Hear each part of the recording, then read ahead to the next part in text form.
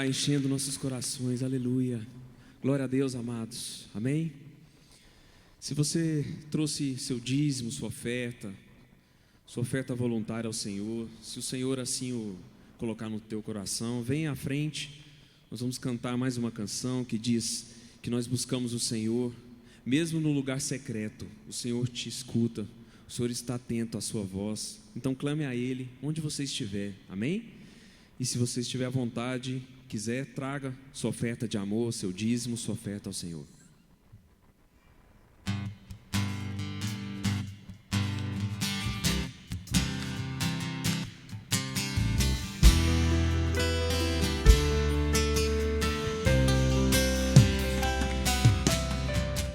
Eu te busco, te procuro, ó Deus.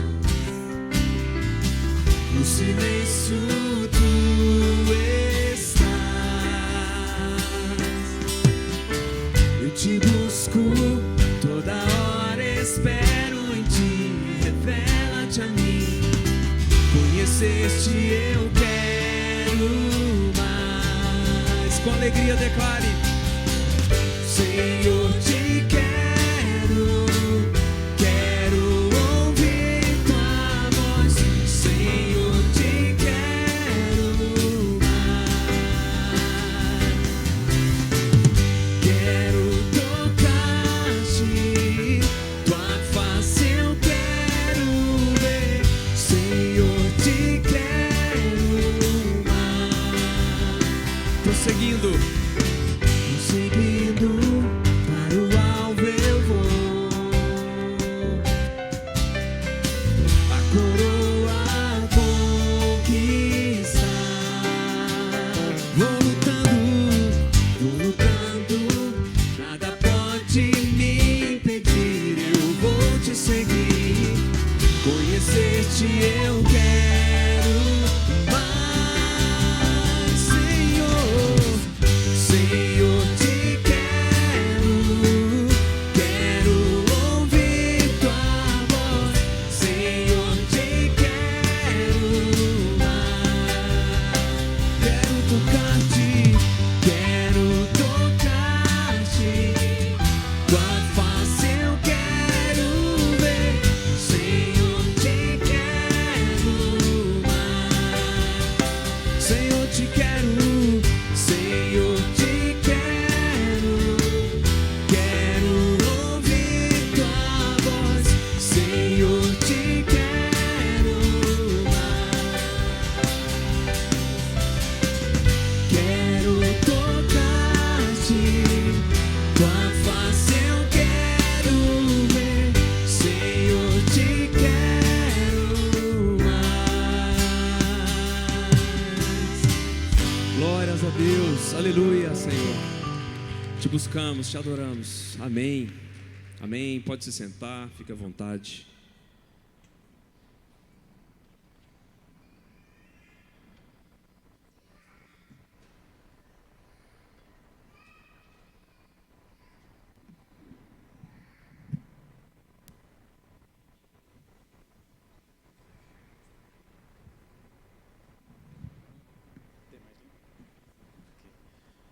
Zé, meus queridos, a graça e paz a todos, amém? Bom poder estarmos aqui mais uma vez. Nós vamos ter esse momento agora, irmãos, onde o irmão José Hilarino, ele que é um dos guerreiros, né, das aroeiras dessa igreja, onde nós temos de alguma forma cometido uma falha já ao longo, né, de vários anos da nossa igreja. O que acontece, irmãos? Nós somos uma igreja muito dinâmica, uma igreja ativa, que está inserida, né, em vários segmentos da sociedade, sempre atuando, né, procurando honrar a Deus. E nós temos falhado muitas vezes, irmãos, de não comunicar para os irmãos, e não, né, dar aos irmãos a oportunidade de ouvir o que Deus tem feito na nossa igreja. Irmãos, eu que estou aqui há 33 anos, irmãos, né, olha o que eu tenho visto ao longo da existência dessa igreja. Deus agir nessa igreja é algo extraordinário. E nós querendo nos cultos de quarta-feira estar inserindo, né, essa realidade de dar aos irmãos oportunidade de poderem compartilhar aquilo que Deus tem feito, né, na vida dos irmãos, na família. E nessa noite, irmão Zé Hilário, vai estar aqui, né, falando um pouco de uma situação que ele passou, em que Deus agiu com muita graça, né, e misericórdia na vida dele, também através da igreja. Irmão Zé, graças e Meus paz. irmãos, graça e paz aí para todo mundo. Meus irmãos, eu tenho que dar um testemunho. É o seguinte, eu já estou com 25 anos. 25 anos que eu estou aqui na igreja. Deus, desses 25 anos que eu estou aqui, Deus, no primeiro dia que eu aceitei Jesus, eu fiz um propósito de trabalhar na obra do Senhor. Então, eu venho fazendo o que eu posso. Mas, ultimamente, agora, eu tive um adoecido e um infarto. Pensei que eu ia, quando se usou a tua palavra, empacotar, mas Deus teve misericórdia de mim. Tive outros problemas de saúde, problema de próstata, tive problema de mesmo, vários outros. Diabetes, né? Diabetes, vários outros problemas. Mas eu tenho também muito que agradecer a Deus, porque Deus sempre esteve comigo. Além de Deus estar sempre comigo, os irmãos, a igreja tem me dado apoio, tem me ajudado de tudo quanto é forma. Então eu fico muito grato a Deus e os irmãos e a igreja por isso. Então estou recuperando, graças a Deus, devagarinho, mas eu sei, porque Deus tem um grande propósito na minha vida ainda, de eu ainda fazer muitas coisas para a obra do Senhor. O que eu faço não é para me engrandecer, eu faço para engrandecer a obra do Senhor, porque eu sei que nós não somos nada. A única coisa que a gente pode fazer é ajudar e trabalhar na obra. Então, eu fico satisfeito demais e estou recuperando, ajudo o que for preciso, e por isso eu quero agradecer a Deus pela vida dos irmãos que me ajudaram aí financeiramente, suporte com oração, com tudo quanto há. Que Deus abençoe a vida de vocês. Amém. É isso. Vamos aproveitar, irmãos, esse momento. Eu queria convidar os irmãos a colocar em pé. Nós vamos orar pela vida do irmão Zé. Quem convive com ele mais de perto, irmãos, igual eu que convivo, né, há 25 anos, a gente conhece de perto a história desse servo de Deus, dele e da sua esposa. Eu sei, né, o que Deus fez no nosso meio através da vida desse casal. E também sabemos o que eles passaram recentemente, ainda estão passando por questões de saúde, questão financeira. Mas, meus queridos, eu louvo a Deus pela vida dessa igreja, porque, né, como essa igreja tem sido generosa, como essa igreja ela tem vivido além de si mesma, né, onde ela tem procurado, né, ser uma extensão do reino de Deus na vida de tantas pessoas, não só da nossa igreja, mas de várias pessoas que nem frequentam aqui a igreja, mas que de alguma forma são abençoados. Então nós queremos nessa hora agradecer a Deus pela vida do irmão Zé, irmã Maria Ângela, pela melhora, porque graças a Deus hoje ele está, né, mais renovado, mas teve uns dias que eu tive medo, irmão Zé. Eu conheci o irmão Zé, vocês têm uma ideia, o apelido dele era Ruquim. Então pensa, né, o apelido dele, num massa de... Irmãos, ele carregava, quantos caminhões de areia, irmão, na pasta carregava por dia? Carregava 4 caminhões de areia na pá sozinho por dia. Bom, o pessoal que teve no mutirão, que ajudou a passar os 6 caminhões trucados de terra lá para a base da sala, vocês têm uma ideia, né? Ele sozinho, né, carregava 4 caminhões, né, de areia no braço. E realmente teve, né, esse momento agora difícil, delicado, mas graças a Deus, né, a gente pode ver, né, com os nossos olhos, né, a gente pode presenciar com os nossos olhos o cuidado de Deus com a vida desse. Tá firme, mesmo, né, como diz, se arrastando, tá fazendo, né, pastor Paulo, tá lá no mutirão lá, né, levando água, levando tijolo, que Deus, né, possa, né, continuar honrando o irmão. Vamos orar por ele? Senhor, nós queremos te agradecer, Senhor, pela vida desse teu servo, pela vida da sua esposa, pelo testemunho vivos, ó Pai, que eles são para nós, de pessoas que te amam profundamente, Pai, independente da saúde, da condição financeira, Pai. Eles não param, Pai querido, de orar, eles não param de te buscar, de te servir, de abençoar vidas. Meu Deus, quantas vidas já foram abençoadas, ó Pai, através desse casal, Senhor. Mas obrigado, Senhor, porque, ó Deus, nesse momento tão difícil que eles passaram, Pai querido, de saúde, ó Deus, o Senhor pôde também cuidar deles, ó Deus, de várias maneiras, inclusive através dessa igreja também, Pai. Muito obrigado, Senhor, que o Senhor continue, Pai querido, gerando em nossos corações esse desejo, Pai, de abençoar vidas, ó Deus amado, de poder ministrar o Teu amor, a Tua graça, a Tua compaixão, meu Deus. Muito obrigado, Pai, por este momento. Obrigado mesmo pela vida do Teu servo, Pai. Continue nos conduzindo aqui, Pai, abençoando agora. A Tua palavra vai ser ministrada aos nossos corações, em nome de Jesus. Amém. Obrigado, irmão Zé. Deus abençoe, tá? Amém, irmãos? Glória a Deus. Podem sentar. Irmão, nós instalamos um painel informativo lá no fundo, né? E logo nós vamos estar colocando umas fotos, né? Exatamente do que Deus tem feito no nosso meio através da Rede Cuidado com as Gestantes, né? Rede Cuidado com os Enlutados. Então os irmãos vão poder, né, ver com os olhos, né, muita coisa que Deus está fazendo no nosso meio. E você que não faz parte do Ministério Cuidar, lá no fundo lá você vai poder, depois do curso, se cadastrar numa Rede Cuidado, tá bom? Ou até mesmo indicar alguém, né, que está passando por alguma situação para podermos socorrer. Temos uma equipe na igreja uma equipe muito boa, irmãos, que está aí se dedicando a cuidar de gente, amém?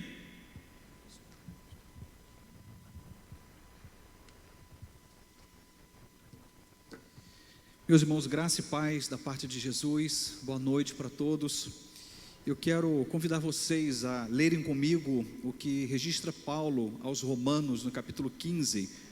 Nós leremos inicialmente o verso 4, depois iremos pegar uma outra passagem em que Paulo também se pronuncia agora à igreja em Corinto, mas vamos inicialmente aqui ler Romanos capítulo 15, verso 4, vai estar sendo projetado aí na nova versão internacional, você pode acompanhar na projeção. Pois tudo o que foi escrito no passado foi escrito para nos ensinar, de forma que por meio da perseverança e do bom ânimo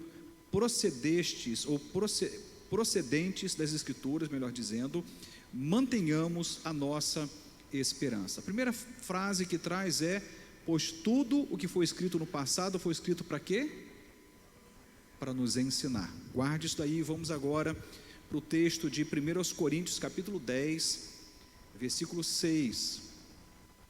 Inicialmente apenas o verso 6, depois nós leremos os demais. Diz assim: essas coisas ocorreram como exemplos para nós, para que não cobicemos coisas más, como eles fizeram. Vamos parar por aí, à medida que for avançando, vamos estar citando outras partes desse texto. Vamos conversar um pouquinho sobre uma tarefa não muito fácil, que é aprender a olhar pelo retrovisor, olhar para trás, olhar para o passado, e de algum modo, pela graça de Jesus, corrigir o nosso coração e nos ajudar a olhar para frente.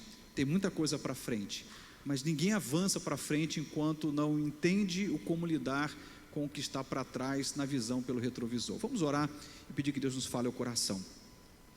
Pai, nós somos gratos a Ti nesta noite, pelo privilégio desse ajuntamento, desta reunião. Mais do que isto, obrigado pela Tua palavra, pela Tua presença e pela certeza que o Senhor está interessado em nos ensinar, Senhor.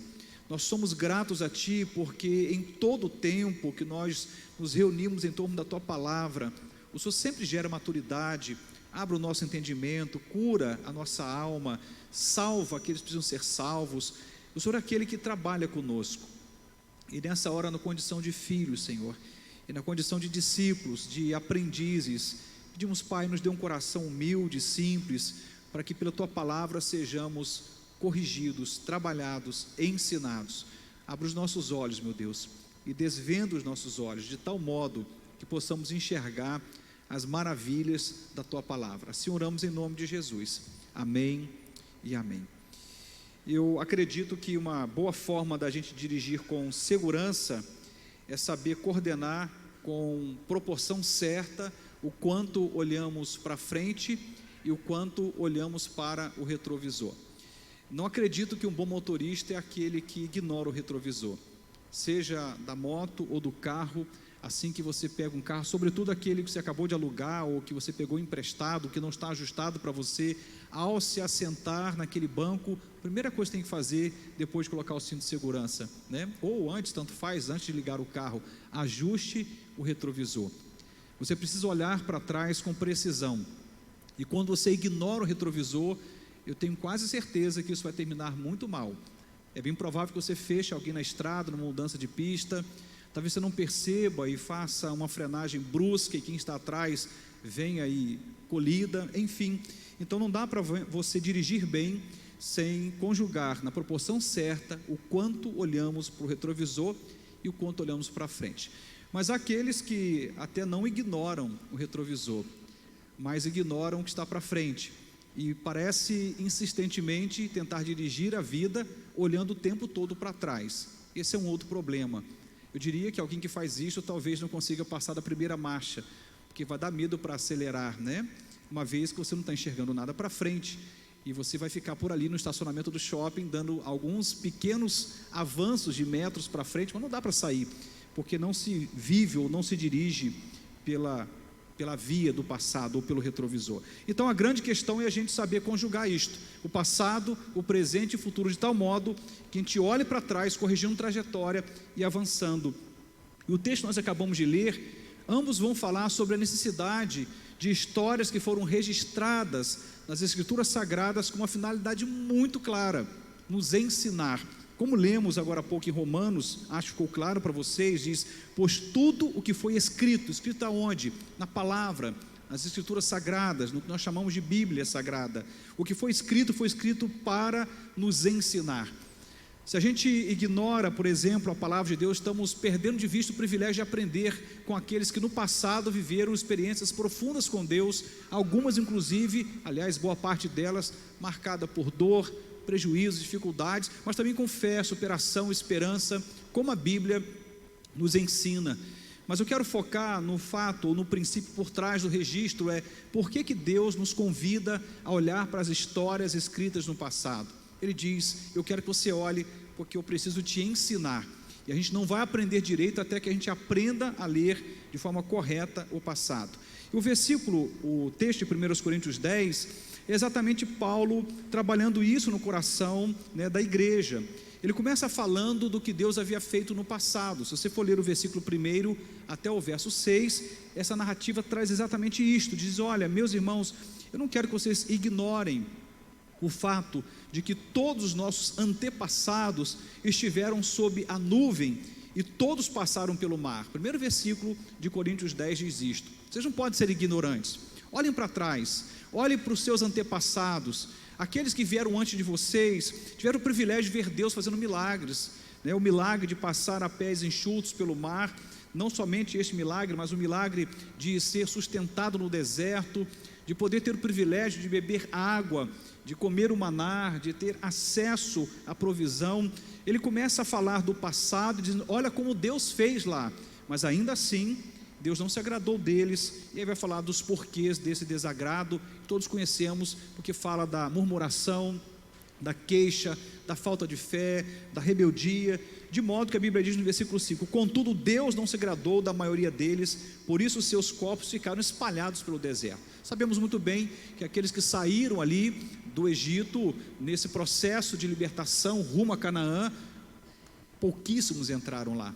Gerações, né, ficaram no meio do caminho, exatamente porque não conseguiram aproveitar a jornada com Deus e ficaram olhando para, por exemplo, os pratos cheios de carne, umas panelas, como dizia o texto, cheias de carne que estavam lá no Egito. Enfim, então Paulo começa a falar: gente, olha para trás, vamos olhar para trás, aprenda com o passado, dê uma olhadinha para a história da sua família, preste atenção como que foi a história do seu pai, sua mãe, seus avós, não ignore. Eu gosto de pensar que quem ignora uma história, seja uma história pessoal, familiar, ou a história de uma cidade, de uma igreja, está perdendo a melhor parte, porque quem não tem passado não tem rumo, irmãos. Quem não tem passado pode até andar, mas não sabe para onde anda, porque o passado gera para nós também referências, e a Bíblia Sagrada nos convida a termos o privilégio, ou vivermos, melhor dizendo, o privilégio de olhar direito para o passado para que a gente possa aprender.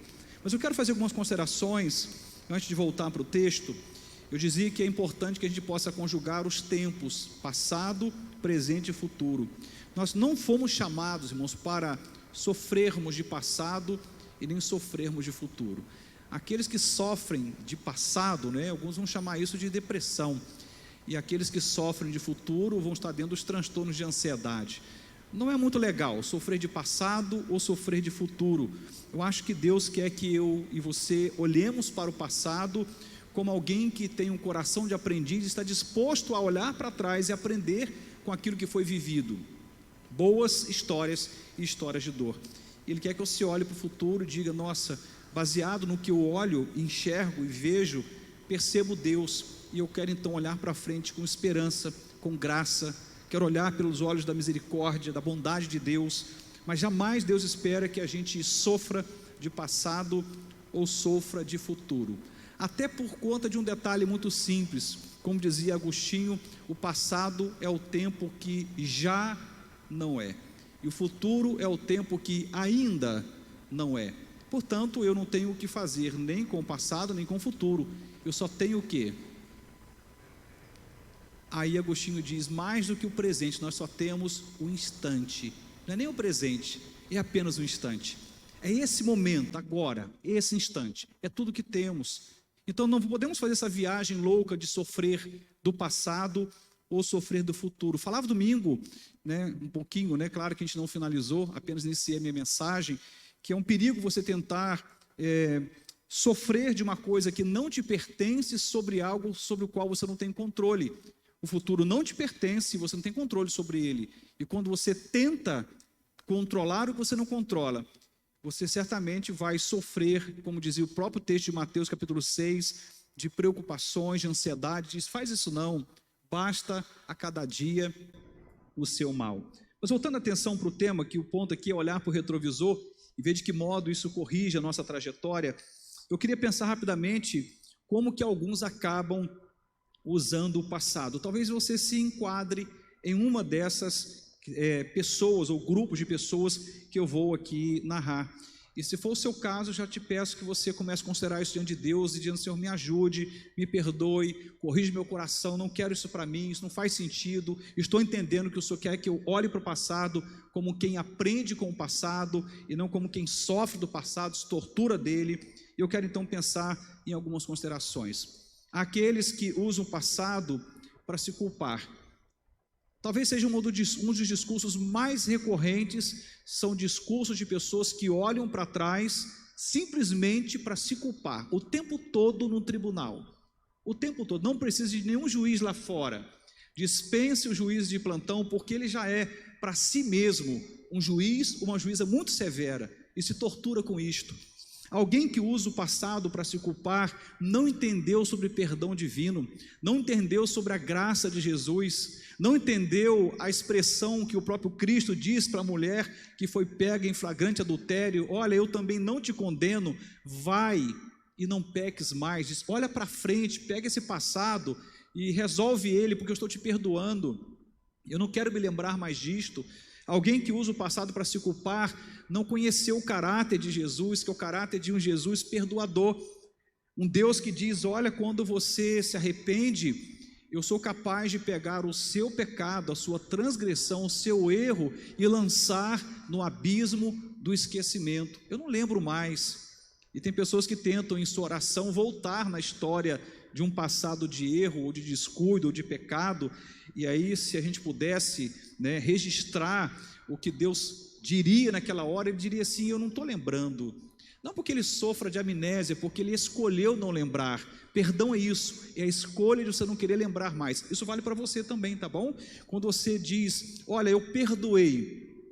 Bom, como é que eu sei se eu perdoei ou não, se eu ainda estou aqui dentro, né, sentindo, estou machucado? Não, o perdão é escolha. A cura que você precisa para o seu coração não depende de você, mas do bálsamo, né, de Jesus, é da graça de Jesus, é Ele que cura o coração da gente, mas o perdão é a decisão de não lembrar mais. Eu não quero mais lembrar isto, eu lanço mão dessa informação, eu vou sepultar esse negócio, e quando esse morto desejar ressuscitar, você mata ele de novo, porque a gente não vive de passado.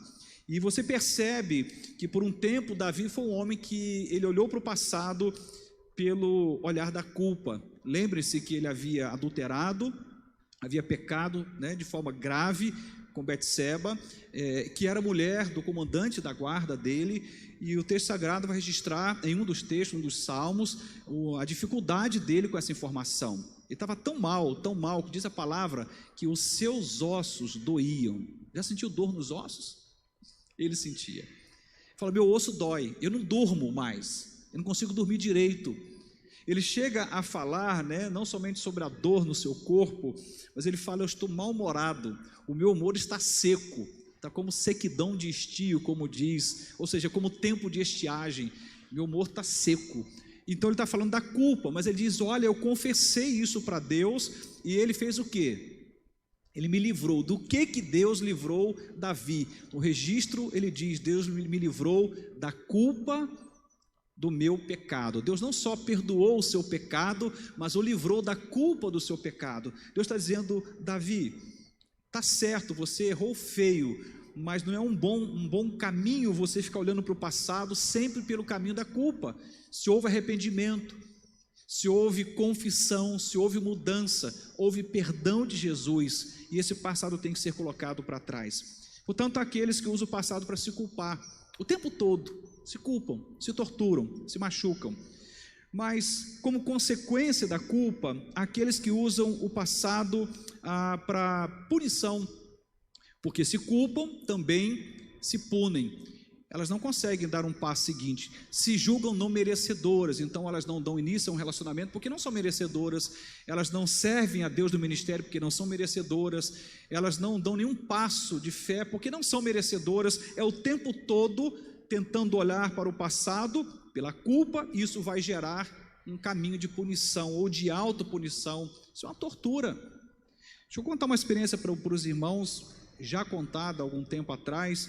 Eu havia me convertido, de verdade, me entreguei para Jesus, tive o privilégio de fazer uma coisa muito louca, muito fora da medida, porque eu li a Bíblia inteira em 3 meses, com a sede de Deus, orando, buscando a Jesus, e aí, tendo essa paixão da palavra, e me sentindo chamado por Deus, até mesmo para pregar essa palavra, ainda muito jovem, me deram oportunidade para pregar num culto de quarta-feira, no período do que a gente chama de o mês da juventude, que é o mês de agosto. Um período como este, era uma quarta, e de repente, irmãos, foi bem tão interessante, eu estava me preparando, tudo certo, quando eu assumi o púlpito e ia começar a pregar, minha mente foi bombardeada, muito obrigado, irmã, minha mente foi bombardeada com aquilo que eu vivi antes da minha conversão. Eu não nasci no lar evangélico, eu tenho registro de dores, de transgressões, de pecados que eu não queria ter registrado, mas eu não conhecia a palavra, conhecia aos 19 anos, e aí é como se naquele momento, hoje eu entendo que não era a minha voz naturalmente, nem a voz de Deus jamais, mas era a voz do inimigo dizendo, você está impuro para esse lugar, você não tem capacidade para estar aí, você não merece estar aí, sai desse lugar, você é uma vergonha. Irmãos, fui torturado com culpa, enquanto assumia o púlpito, e eu preguei sobre a estatura do varão perfeito. Eu me lembro da mensagem até hoje, mas isso me custou quase uma semana de diarreia, de dores terríveis no estômago, e eu disse, nunca mais eu prego de novo, porque eu não sou digno. Mas eu não estava numa condição de pecado ou de transgressão. A única coisa que o diabo poderia fazer é me lembrar de um erro que ficou para trás, não de um erro que estava presente, mas eu não tinha maturidade espiritual para entender isto. Há um caminho, irmãos, que o Espírito Santo de Deus trabalha conosco, que é nos levar à consciência do nosso erro. Deus trabalha assim conosco, inclusive a Bíblia diz que há momentos que vai produzir tristeza em você, e essa tristeza que vem da parte de Deus, que te constrange, que te faz entender que você errou, é para te levar ao arrependimento, à mudança. E quando isso acontece, daí para frente, não é mais a ação de Deus, é seta do inferno na sua mente. É o diabo tentando tirar proveito de um erro que você cometeu no passado, para te punir de tantas formas, dentre essas muitas formas, te impedir de servir a Deus, de amar a Deus, de adorar a Deus, de caminhar como discípulo de Jesus, até que então a palavra dita mulher pega em flagrante adultério, vem como flecha em meu coração, em um culto de domingo à noite, quando o pastor da minha igreja pregava, dizia, olha, ninguém te condena, nem eu vou te condenar, vai. E eu lembrei então naquele momento que o passado havia sido sepultado para aquela mulher, e Deus era um Deus que estava oportunizando a ela direito de recomeçar. Eu falei, Senhor, me perdoe, mas eu vivi a experiência de usar o passado para me punir, para me torturar, e Deus havia sepultado aquele passado. Bom, há aqueles que usam o passado para se culpar, outros usam para se punir como consequência da culpa, mas há aqueles também que vão usar o passado para justificar o presente. Talvez seja uma das piores opções que alguém pode utilizar quando o assunto é o passado.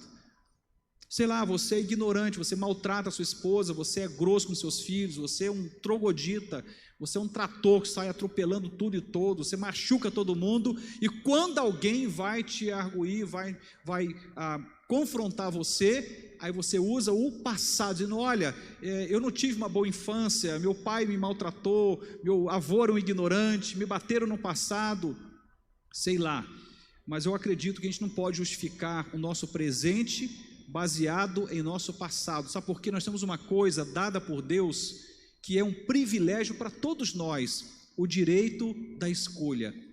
Ele diz, eu coloco diante de vocês a bênção e a maldição. Ainda vai dizer para você como sugestão, escolha a bênção, viva direito, viva bem. Ele está dizendo para você que eu e você temos o privilégio da escolha. Então eu não posso passar a vida inteira dizendo, olha, eu sou assim porque o meu pai, porque minha mãe, porque meu tio, porque quem me criou. Problema de quem errou no passado e a prestação de contas de cada um com Deus, cabe a Deus e a essa pessoa. Agora, qual é a sua escolha? Porque justificar o presente usando o passado não é uma coisa legal. É como se você dissesse que Deus não é capaz de mudar alguém, é como se você dissesse que você não é capaz de mudar de consciência, de mudar de caminho, de corrigir a trajetória. Lembra do filho pródigo? Ele havia cometido um erro gravíssimo, uma ofensa ao seu pai. O texto vai dizer quanto tempo ele ficou fora da fazenda, da presença do pai, da casa do pai, mas ficou um bom tempo suficiente para ele acabar com toda a parte que lhe coube, apesar de não ter direito para isto, a parte que lhe coube da herança do seu pai. Mas a Bíblia diz que ele se machuca tanto, a ponto de estar dentro de um chiqueiro de porcos, querendo comer o que os porcos comiam, e nem isso era lhe dado como direito. E naquela hora ele diz, meu Deus, quando eu estava na casa do meu pai, os empregados do meu pai eram muito mais bem tratados do que eu estou sendo aqui. Eu vou levantar daqui, vou tomar uma decisão, vou voltar para a casa do meu pai, e vou falar para ele, olha pai, eu pequei contra os céus e perante ti, não sou digno de ser chamado teu filho, pode me tratar como um empregado. Só que aí o texto diz que ele só faz isso quando ele caiu em si. E naquela hora, irmãos, não tem uma pessoa que vai usar o que ele fez para justificar nada, mas alguém que diz, olha, eu errei mesmo, e não quero mais esse caminho de erro, vou voltar e vou fazer diferente, e como meu pai me tratar está valendo. E o que a gente tem é uma expressão linda que diz, esse meu filho estava morto, quando ele volta para casa, estava morto e reviveu, estava perdido e foi achado. E aí a conversa na porteira dizia sobre o quê? O passado ou o presente? Leia o texto depois de Lucas 15, o pai, que é a representação de Deus naquela história, não vai ter uma conversa em que todo o passado vai ser revivido na porteira antes do menino entrar. A Bíblia diz que há ali um encontro, há ali um abraço, e logo depois ele diz, manda matar o bezerro mais cevado, vamos dar uma festa, bota a sandália nos pés dele, porque ele não é escravo, ele é meu filho, coloca anel no dedo dele, porque ele tem que ter a honra de um filho, e ele então é recebido na condição de um filho. Mas o que é interessante é como Deus trata o erro daquele menino, e como ele resolve tratar o próprio erro. Ele diz, chega, fica aqui nesse chiqueiro todos os meus erros, porque daqui para frente vai ser uma história diferente. Então, não use o seu passado para justificar nada hoje. Você pode até explicar, ok? A explicação ela é válida. Olha, eu tenho dificuldade com isso, tenho dificuldade com intimidade, porque no passado, eu tenho dificuldade com tal coisa, porque no passado, mas eu não quero isso para mim, que Deus me ajude, e você precisa olhar para isso, né, como desafio, e não usar justificativa para repetir histórias que já perduram por gerações, algumas delas. Então não uso o passado como forma de justificação, ou justificativa. Há aqueles que usam o passado para se vitimizar. É o tempo todo o discurso do pobre coitado, da pobre coitada que foi ferida, que foi machucada. Irmãos, Deus não nos trata como coitados. Não há um texto bíblico apenas que Deus olha para mim e para você e diz: coitadinho, coitadinha. Porque essa expressão, ela traz uma denúncia muito ruim, que nos descaracteriza do lugar que nós deveríamos ocupar em Deus. Fomos criados à imagem e semelhança de Deus. Está dentro de você, está dentro de mim, particularidade do Criador. A Bíblia diz que nós somos a máxima da criação, nós somos a coroa da criação. Deus não revela a sua glória só por cachoeiras, mares, pássaros, plantas multicores, mas sobretudo através da vida de um ser humano. Então não somos coitados coisa alguma. Talvez tenhamos cometido falhas, erros, sim, mas nós fomos chamados para olhar para a vida na perspectiva de Deus e nos percebemos a partir dessa perspectiva. E quando percebemos, a oração que tem que ser feita é: Pai nosso que estás nos céus. Em outras palavras, eu sei que eu sou teu filho, eu sei que tu és o meu pai. Temos uma aliança de amor, sou parte da tua família, e quem está nesse lugar não é um coitado, nem uma coitada. Por mais que as dores te marcaram no passado, não use o passado para se vitimizar. Sobretudo se você já foi alcançado pelo Evangelho, alcançado pela graça de Jesus, pela palavra de Deus, sobretudo se já foi alcançado por tão grande salvação que Cristo conquistou na cruz, não vai por esse caminho, porque não é um bom caminho, vai te atrapalhar. Porque Deus é um Deus de novidade de vida. Ele diz, o próprio texto sagrado vai dizer que esse Deus faz novas todas as coisas. Olha só o que o texto diz. E vamos encontrar também uma outra palavra que o próprio apóstolo Paulo vai dizer: olha, quando eu olho para a minha vida, eu olho por um prisma bem interessante. Eu olho para Jesus, eu foco nele, porque ele é o autor da minha vida, ele é o autor da minha salvação. A gente precisa escolher para onde olha. E Paulo deixa bem claro, né, que ele decidiu olhar para Jesus, autor e consumador da sua fé, da sua salvação.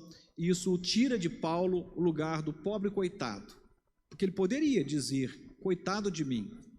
Ele tem uma oração não respondida, um espinho na carne, que diz a palavra que era como um mensageiro de Satanás, que o esbofeteava publicamente. Imagina você levar tapas na cara do diabo em público.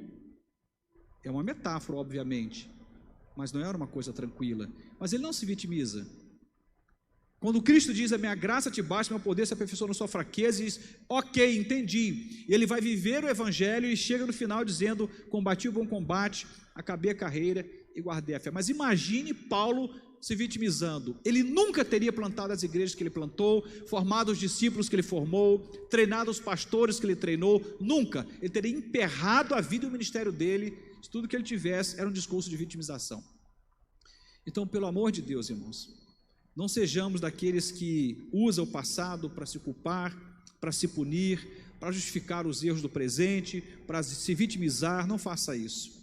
Mas para terminar esse ponto, há aqueles que usam o passado para lançar dúvida sobre Deus e sobre si mesmo. Isso é trágico. Você olha para trás e você não entendeu por que seu pai morreu naquele momento, por que sua mãe morreu naquele momento, ou por que sua empresa faliu naquela hora, ou por que de repente seu filho tomou um caminho que te machucou, por que a sua esposa naquela hora te largou, ou seu marido, né? Enfim, erros. Aí a gente começa a lançar dúvidas sobre Deus, como se Deus fosse o protagonista do caos que acontece na nossa vida. Deus não é protagonista da dor de ninguém. Lembrando quando expus o texto em que Cristo, falando aos judeus, ele diz: vinde a mim todos vós que estáis cansados e sobrecarregados, e eu vos aliviarei. E ele logo na sequência ele diz: olha, o meu jugo é suave e o meu fardo é leve, anda comigo e você vai encontrar descanso para a sua alma. Esse texto sagrado, irmãos, nos mostra algo tão interessante que eu já disse pelo menos 4 vezes nesse púlpito. Deus pode usar a sua dor para te ensinar, mas Deus nunca vai te ensinar com dor. Ele não provoca dor em você para ensinar você. Ele pega aquilo que dói em você para te ensinar, mas ele não vai provocar dor em você, porque o jugo dele é suave e o fardo dele é leve. Vocês lembram do contexto desse texto? É um boi velho ensinando um boi novo a como guiar um carro de boi. O problema é que o boi novo não tinha o couro ainda, né, duro o suficiente para suportar a pressão que o boi velho suportava. Ele não tinha a destreza, a capacidade, ele nunca havia feito aquilo. Ele até aprendia depois de algum tempo, mas ele se machucava todo enquanto o boi velho o ensinava a levar aquele carro cheio de peso. Jesus está falando, olha, tem gente que ensina com dor. Eu não ensino com dor. O meu jugo é suave, o meu fardo é leve. Mas Deus pega aquilo que dói em nós e trabalha conosco, nos abençoa. Então não use o passado para lançar dúvidas sobre Deus ou até mesmo sobre você. No sentido em que a gente não resolve a vida olhando para trás com a dúvida. As interrogações são boas, irmãos, quando elas viram perguntas inteligentes, sobretudo aquelas que revelam, né, para nós no final, enquanto resposta, o que Deus quer para nós.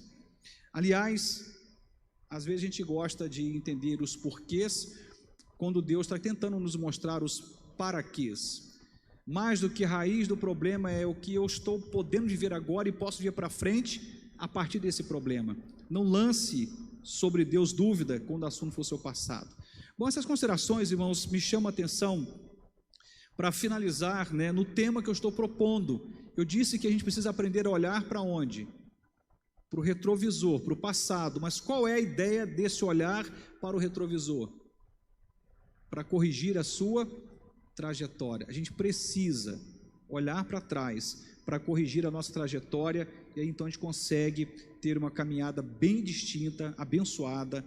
Mas o passado, então, segundo a palavra de Deus, nos textos que nós lemos, Romanos e Coríntios, o passado pode ser instrução, o passado pode ser ensino, o passado pode ser um grande mestre, que vai ajustar o seu coração, suas prioridades, vai ajustar seu casamento, seu ministério. O passado pode ser um grande mestre, mas a gente vai se esbarrar, infelizmente, com uma situação terrível, que é o quanto o nosso ego, por vezes, bem inflado, não permite ser ensinado.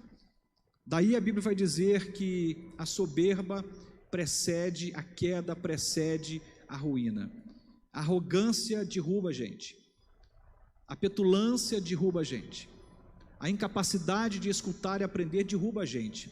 Mas se você tem um coração humilde, quebrantado, Deus vai se curvar a isto, porque Ele se inclina para quem tem um coração ensinável, um coração de aprendiz, como tenho falado. Então, o passado Ele nos ensina. Quando alguém me pergunta, pastor, você bebe? Eu digo, não, eu não bebo. Há 30 anos eu não bebo bebida alcoólica. E há 1 milhão de razões para eu dizer o porquê eu não bebo e porque eu não acredito que é uma boa forma de lidar com a vida. Mas uma das coisas é lembrar de uma família destruída pelo álcool, de um pai que se tornava um homem violento quando bebia, agressões horrorosas, polícia, corpo de bombeiro, sirenes, madrugadas de choro. Não quero isso para ninguém. Então eu olho para o passado e diz, esse negócio me ensinou. Alguém diz, pastor, mas só uma taça, nem um dedo, quanto mais uma taça, porque isso me ensinou que pode terminar com feridas muito profundas, sobre as quais Deus lançou o seu sangue precioso e me curou meus irmãos, minha mãe e o meu próprio pai. Mas eu não posso, olhar para isso e dizer, não aprendi nada. Há aqueles que só repetem. Mas eu preciso olhar, irmãos, então, para esse texto que acabei de ler com os irmãos, como uma forma de lidar com o passado, como dizia, a partir do quanto esse passado pode me ensinar. Aí vem uma pergunta para você. Você se lembra de algumas coisas, com certeza, especialmente aquelas que te marcaram, sobretudo aquelas que marcaram com dor, o quanto isso te ensinou até agora? Porque se você está usando o passado para se culpar, para se punir, para justificar o seu erro, para se vitimizar, para lançar dúvidas sobre Deus, infelizmente, você não conseguiu aprender nada. Porque quem faz esse caminho não aprende com o passado, se machuca com ele, e a trajetória não vai ser corrigida. Quando o apóstolo Paulo escreve aos Romanos, no texto, do capítulo 15, ele diz, pois tudo o que foi escrito no passado foi escrito para nos ensinar. A Bíblia está cheia de registro, irmãos. A Bíblia não registra apenas vitórias, apenas aquilo que é glamouroso, aquilo que é festivo.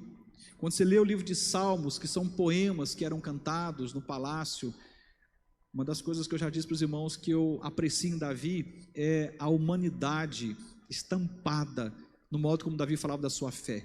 Não que outros não façam isso, mas eu aprendi a apreciar Davi, porque os salmos revelam verdades que muitos de vocês e talvez eu não seríamos capazes de revelar em forma de canção cantada para todo mundo ouvir. Ele rasga o seu coração e tem muita honestidade, né, muita verdade naquilo que ele expressa do seu próprio coração quanto aos erros do passado e quanto ao que ele está vivendo hoje e aquilo que ele pretende sobre o seu futuro. Então, aprenda a ler não somente a Bíblia e os relatos que a Bíblia traz, mas aprenda a ler as histórias da sua família. Aprenda a ler as histórias dos seus avós, dos seus pais, dos seus irmãos. Olhe para a sua história e diga: Senhor, me ensina. Eu quero reprisar, repetir aquilo que faz sentido. Se seu pai era honesto, seja honesto. Sua mãe era batalhadora, guerreira, seja batalhadora e guerreira. Há coisa no passado, irmãos, para a gente repetir. Mas há coisa para a gente aprender e dizer: Senhor, me livra desse mal. Me ajude a corrigir a minha trajetória. Porque senão daqui a pouco estamos falando de maldição hereditária. O meu bisavô fazia tal coisa, ele era violento, meu avô era violento, meu pai era violento, eu sou violento, meu filho vai ser violento. Para tudo. Quando Cristo veio, ele veio com uma proposta. E aliás, isso aparece na Bíblia, né? Ele diz: eis que tudo se fez novo. Eu sou nova criatura em Jesus, você é nova criatura em Jesus. Você não precisa seguir esse legado, por muitas vezes maligno, que se arrasta por gerações, porque quando Cristo aparece na nossa vida, ele diz: vamos começar de novo? Eis que faço novas todas as coisas. Deixa eu fazer na sua vida, vamos viver uma vida de novidade. Mas não, a gente quer olhar para o passado e ficar preso nele, se culpando, se punindo, justificando e etc. Diz: para. Leia o seu passado como quem quer ensinar, como quem quer aprender.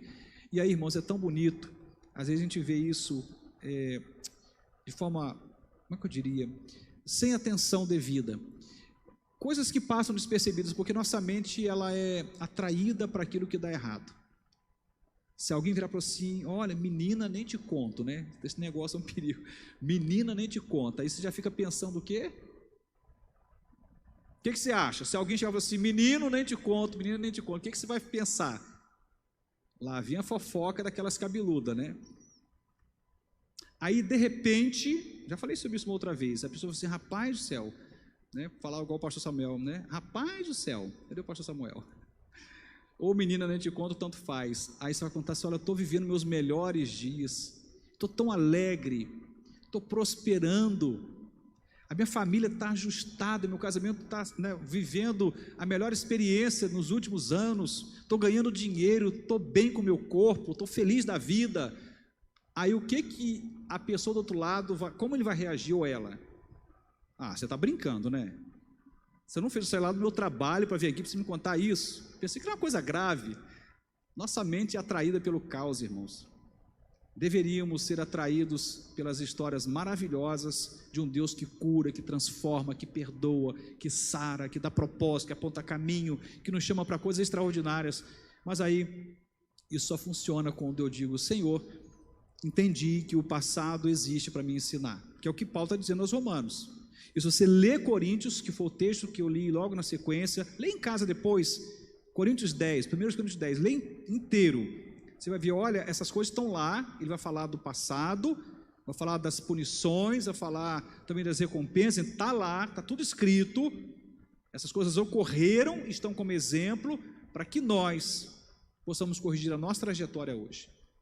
Então há um jeito muito bom de olhar para o passado, com o coração de aprendiz, dizendo: Senhor, corrija a minha trajetória, que eu não quero errar como meu avô errou, eu não quero errar como meu pai ou minha mãe erraram. Não que eles tenham errado por intenção, irmãos. Nossos antepassados são tão humanos como você e eu somos. E a gente pode ir refinando as gerações para frente, ou podemos estabelecer a permanência do caos para gerações para frente, passando tragédia de pai para filho, né? E aí por diante, para neto, bisneto, ou sermos proclamadores daquilo que Deus nos traz como cura, como transformação, dizer: Senhor, eu quero perpetuar a tua bênção para frente. Qual é a trajetória que você está fazendo hoje? no seu casamento, na sua vida amorosa, na sua vida financeira, no ministério na igreja? Qual a trajetória que você está fazendo hoje no que toca às suas escolhas, ao seu dinheiro, ao seu tempo? Quer corrigir essa trajetória? Começa a olhar para trás e fala: Senhor, me ensine. O detalhe é que a gente pode ensinar a aprender pelos nossos próprios erros, a gente pode aprender pelos erros dos outros, ou a gente pode aprender pela instrução do Senhor. Eu acho que a melhor de todas as opções é nem necessariamente aprender com os próprios ou com os erros do outro, mas com a instrução que vem do coração de Deus. Não precisa doer para aprender. Eu acho que não. Será que é preciso alguém aprender sobre violência, ou pelo menos sofrer violência para aprender sobre violência? Sofrer abuso para aprender sobre abuso? Se a gente achar que a gente precisa experimentar para aprender, e que esse é o único método, então nós estamos numa situação bem delicada. Eu prefiro aprender pela instrução do Senhor. Quando a Bíblia diz, faça assim, então faça. E o que está registrado no passado, Paulo diz, não está à toa, está registrado para que eu e você possamos aprender. Isso corrige a nossa trajetória. Olhe para a vida, né, da mulher samaritana. Houve correção na trajetória dela? Irmão, se transforma numa missionária extraordinária. Olha para a vida de Zaqueu, houve correção na vida dele? Claro, ele repara os danos feitos a terceiros, ele faz reparação com o Senhor e com aqueles que ele causou dano, e assim por diante, na vida de tantos personagens da palavra de Deus. Agora é a minha vez e a sua vez. Que história irão contar sobre você? Aqui temos várias histórias registradas, e que Paulo diz, leia para que você aprenda com elas. Mas que história a vida vai registrar sobre você e sobre as suas escolhas? Quem tem poder sobre isto, além de Deus? Porque Deus trabalha conosco, não sem você. Eu e você, com as escolhas que fazemos. Então nós vamos levantar e vamos orar. Nessa oração vamos pedir, Senhor, assim como Paulo falou que o passado pode nos ensinar, eu quero isso para mim. Eu quero aprender. Não somente com os erros que eu cometi, ou com os erros que alguém tenha cometido, mas quero aprender com a tua instrução, pela tua palavra. Eu quero aprender, porque eu quero uma trajetória de bênção para mim, quero uma trajetória de paz para mim, eu quero uma trajetória de prosperidade para mim, eu quero ver minha família andando, quero ver minha caminhada, né, no Senhor prosperando, eu quero viver o melhor do Senhor. Nós vamos orar dessa forma. E se você é daqueles que usa o passado para se culpar, peça perdão para Deus. Não faz isso não. Jesus já te perdoou. Tem uma frase do Charles Swindoll, numa exposição que ele fala sobre a vida de José, que é um termo bem conhecido, mas ele usa isso, eu acho bacana. Ele diz, errar é humano, perdoar é divino, vírgula, inclusive a si mesmo. Errar é humano, perdoar é divino, vírgula, inclusive a si mesmo. Então, se perdoa, faz o que Cristo recomendou para aquela mulher, vai, não peques mais, vamos fazer diferente para frente, que Deus quer que você viva para frente. Não tem sentido uma vida vivida para trás, só aprenda com o passado. Vamos orar. Senhor, nós queremos te agradecer, Deus. Tua palavra é linda, extraordinária. Tua palavra é como poesia para a nossa alma. E essa bela poesia que Paulo escreve aos romanos, aos coríntios, quando o assunto é o que estava registrado sobre o passado, nos aponta uma coisa tão simples, Senhor, mas tão ignorada, que o passado pode ser instrução para nós, que o passado pode ser ensino para nós. Dá-nos um coração de aprendiz, Jesus. Dá-nos um coração de discípulo, humilde, simples, quebrantado. Eu quero, junto com os meus irmãos, ser uma terra boa, adubada, úmida, fértil, para que a tua palavra, quando semeada, prospere, cresça, frutifique, transborde. Pai, eu não sei o que cada um carrega dentro de si, quando o assunto são as histórias para trás, mas se tem alguém que olha para o passado com um sentimento de culpa, Senhor, o teu sangue derramado naquela cruz lançou sobre nós perdão, Tua palavra diz que o Senhor é fiel para nos perdoar de todos os pecados e nos purificar de toda a injustiça. Tu és fiel para perdoar. Então livra, Senhor, esse coração da culpa que o aprisiona, em nome de Jesus. Talvez, ó Deus, tem pessoas aqui que estão olhando para o passado com punição. Pai, se houve perdão sobre nós, houve também correção no nosso coração. E já fomos punidos, ó Deus, quando faltava arrependimento. Tu és o Deus que nos corrige, é verdade. E às vezes nos corrige de um jeito duro, que pode inclusive tirar de nossos olhos lágrimas. Mas quando o Senhor nos corrige, o Senhor faz com tanto amor, com tanta graça, com tanta misericórdia, que muito antes que percebamos, enxugamos as nossas lágrimas e logo sai do nosso rosto um sorriso de gratidão, porque Tu és o Deus que nos perdoa.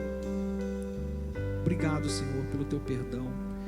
Senhor, obrigado porque podemos aprender na escola da vida, em que o Senhor é o mestre por excelência. As portas dessa sala de aula não estão fechadas, elas continuam abertas.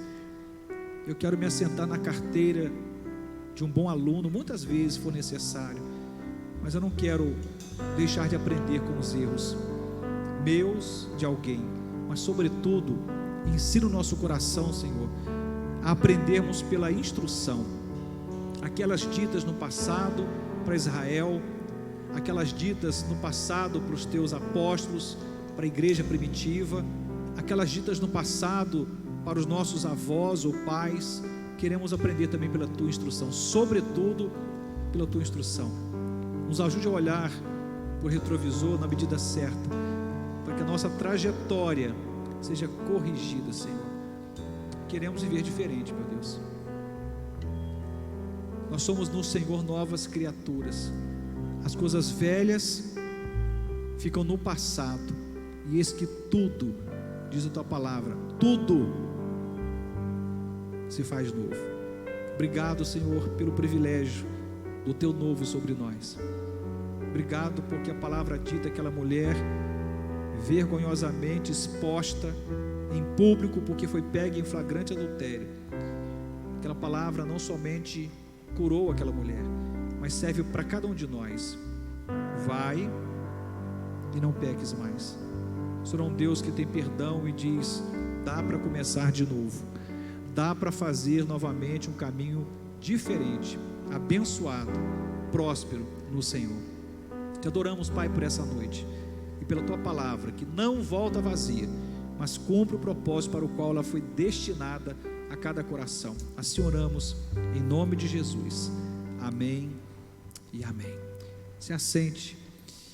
A minha oração é que de algum modo Deus te fale, não somente agora, mas sempre, sobre esse tema. O Senhor que nós amamos e servimos, Ele é um Deus de oportunidades, Ele é um Deus de segunda chance, Ele é um Deus de recomeço. Mas se você não souber lidar com esse assunto que eu acabei de trazer aqui, talvez você passe num caminho da murmuração 30 anos e nunca viva o que Deus esperou, planejou e sonhou para você. A minha oração é que você viva o melhor de Deus, que Deus faça você prosperar, lendo bem o passado como um bom aprendiz, falando: Senhor, vai ser diferente, porque o Senhor quer, e quando você quer e Deus quer, a Bíblia diz: agindo Deus, ninguém impede, então vai dar certo. Amém? Nós estamos chegando ao final dessa celebração. Hoje uma pessoa me perguntou, não sei, Santilana, você poderia me informar se tem alguma vaga em alguma classe ainda? Foram 2 mensagens que eu recebi perguntando, eu fiquei de responder, mas eu não... Tem 3 vagas, né? Quem ainda não se matriculou na Universidade da Família, das muitas vagas que foram ofertadas, somente temos 3 vagas. Pastor, mas já começou? Sim, começou, mas a primeira lição, basicamente um panorama para mostrar para onde a gente caminharia, como que seria o passo a passo, para a gente se conhecer.